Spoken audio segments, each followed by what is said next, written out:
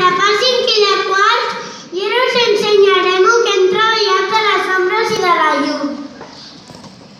A la nostra escola, a les classes, cada matí només podem pujar una mica a les persianes. Tenim un adhesiu a la part de baix de les finestres que no deixa passar la llum del sol directament i així no ens molesta. Comencem a pensar sobre això. Quina diferència hi ha entre el vidre de la part de dalt de la finestra i el de la part de sota? Què té l'adhesiu? Les deduccions que hem fet entre tots són: el sol no molesta perquè l'adhesiu no deixa que passi directament. No és transparent. El vidre és transparent. L'adhesiu tampoc no ens deixa veure el carrer. A través del vidre sí que veiem el que hi ha fora. La mestra ens diu que el contrari de transparent és opac i aprenem dues paraules noves sobre els materials. N'hi ha d'opacs i transparents. Els opacs estan fets de material que no deixa passar la llum, exemple, el fusta, i els transparents estan fets de material que sí deixa passar la llum, exemple, el vidre i el plàstic. Entre els transparents n'hi ha que, a part de deixar passar la llum, ens permeten veure la imatge a través d'ells, el vidre, i d'altres que no ens deixen veure la imatge en claredat a través d'ells. Són els translúcids. Ara ens toca fer una classificació. Busquem per la classe diferents tipus de materials, segons el seu comportament amb la llum. Després sortim a posar-los a la capsa corresponent, tot explicant a la resta què hem triat, de quin material està fet i quina és la seva relació amb la llum. Mentre, a les classes de P5K, els nens i nenes, quan fa la crida per pujar a la classe, es fixen que a la paret que tenen al costat hi ha ombres i que aquestes es mouen a la vegada que ells. Els agrada mirar-se-les i jugar amb elles. Aram, com eren aquestes ombres? Us perseguia? Què va passar un dia? Què va fer Posar-se un esclau i feia l'ombra més alta que les altres. Què havia passat un dia amb les ombres al pati? Que ja no hi eren. Quina idea va tenir la Vanessa per esbrinar què havia passat? Resseguir les ombres. Ona, i a la tarda què us vau trobar? Vam baixar a l'hora del pati i vam veure que i ens vam trobar que un nen es posessi al costat d'un llop i de segueixi la seva ombra amb un guix. Per la tarda vam veure que l'ombra estava molt tombada, molt inclinada i molt petita. Què vau pensar? Per què passa això ara? Perquè la terra gira. Al voltant de què? Són I què vau fer? Un experiment. En quins materials? Un paper de cel·lofana groc, una llinterna i la bola del món i un nino. Aram, què vau descobrir amb aquest experiment? que la terra girava. Les ombres eren Negres, i més? rectes.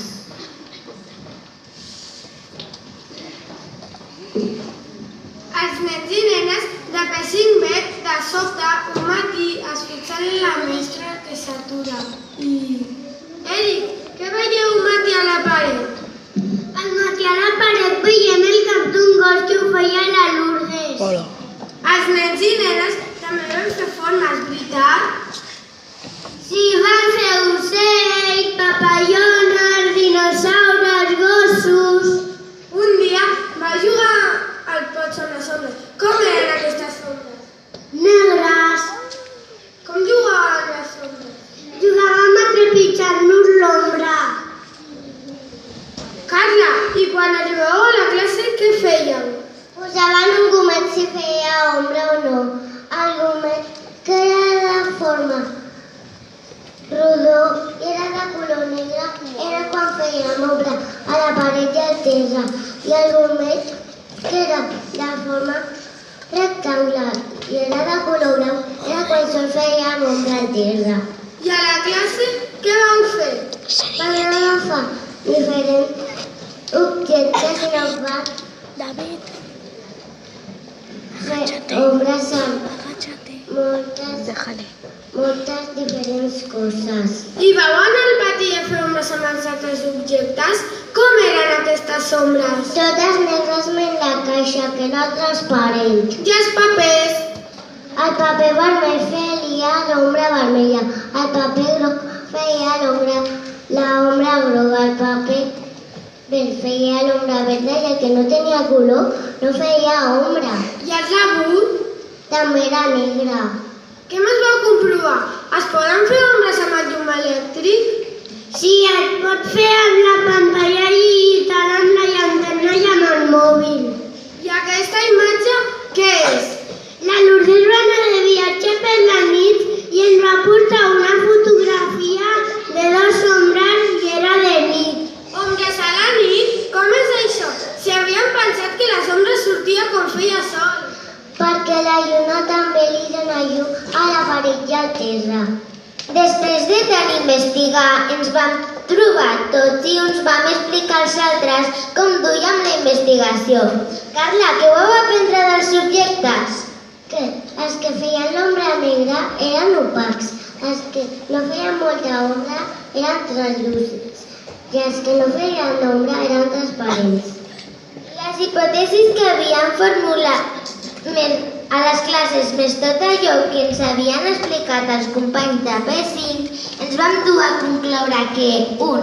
Les ombres surten perquè la llum del sol, la lluna o qualsevol llum artificial arriba fins a alguna cosa opaca, el nostre cos, un edifici, un gos, etc., que no la deixa passar al seu través i llavors surt l'ombra. 2. Depèn de la posició de la Terra, l'ombra pot ser més allargada o més curta i sortir a un costat o a un altre. 3. En llocs ombrívols no hi pot sortir l'ombra. A quart, comencem a pensar sobre la llum. Com és que veiem els objectes? A partir d'una fitxa amb una imatge arribem a les següents conclusions. 1. Hi ha dos tipus de llum, la natural i l'artificial. 2. Les bombetes funcionen perquè tenen un fil i l'electricitat fa que brillin. 3. Els endolls i els cables són els encarregats d'enviar a l'electricitat a tots els aparells electrònics. 4. Els ulls són els òrgans encarregats d'enviar la imatge que veuen al cervell a través del nervi òptic. 5. Per poder veure hi necessitem llum. La llum ens permet veure els objectes, les formes, els colors, etc. No sempre que hi ha llum es poden veure les coses. Si tens els ulls tancats, una persona cega, si et tapes els ulls, i vam continuar observant com es comporta la llum. Amb la classe ben fosca vam encendre les nostres llanternes i de seguida vam comprovar que la llum es mou contínuament i ho fa en línia recta. I també tenia miralls. Què passa amb els miralls? Com és que ens veiem tan bé?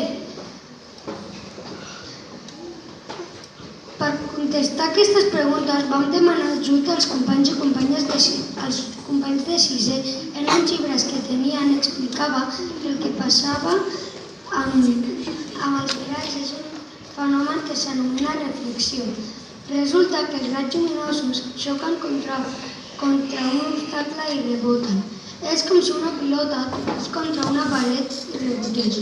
Els miralls fan això amb els raigs lluminosos i per això veiem la nostra imatge. I com ho podíem provar? Doncs un altre cop amb les llanternes. Vam fer rebotar raigs de llum amb les llanternes i diversos miralls. Però en aquell llibre de sisè ens parlava també de miralls de formes còncaves i convexes. I vam trobar l'exemple perfecte, la cullera. La forma còncava és la que s'enfonsa pel centre i la convexa és la que surt pel centre. Els miralls en forma còncava els veiem del revés, la imatge deformada i una mica allargada. I els de forma convexa ens veiem del dret, la imatge deformada ordenada i més àmplia. Així podem concloure que els miralls plans són els que millor reflecteixen la nostra imatge. I algú va fer un experiment a casa amb aigua i una palleta de plàstic. Dins del got, la palleta semblés que separés en dos trossos. Què passa amb els subjectes dins de l'aigua? I què té a veure això amb la llum? Ràpidament van passar els diferents tipus de materials, segons la seva relació amb la llum, i van concloure que segurament la llum hi tenia alguna cosa a veure. La llum la traspassa, però els raigs canvien de velocitat i de direcció. Això s'anomena refracció. Per això el tros de palleta que hi havia a l'aigua semblava que estigués separat en dos trossos i que semblés més gran. I els colors? Què passa amb els colors de les coses? Els cinemes de Pacín van experimentar amb papers de colors. I heu dit que gràcies a la llum podem veure els subjectes, la seva forma, el color. Doncs resulta que la llum és blanca, però que porta tots els colors dins seu. Amb una de les nostres llanternes i un CD de plàstic, tal com ens va demostrar una companya. Si fem arribar el raig de llum directament al topar amb el plàstic, el raig es descomposa en els diferents colors. Vols dir que la llum està formada per colors i que si barregem aquests colors es pot obtenir llum blanca? Sí, i això es pot demostrar amb el Lluís de Newton. I sabeu per què li van posar aquest nom? Doncs perquè Newton, que va ser un científic anglès molt important, va descobrir que si feia passar la llum per un prisma, aquesta es descomposava en els 7 colors de l'arc de Sant Martí. Si fem girar el disc de Newton ràpid i amb força, no veiem cap color, només el blanc. Bé, aquí ha acabat la nostra exposició. Esperem que us hagi agradat. Moltes gràcies.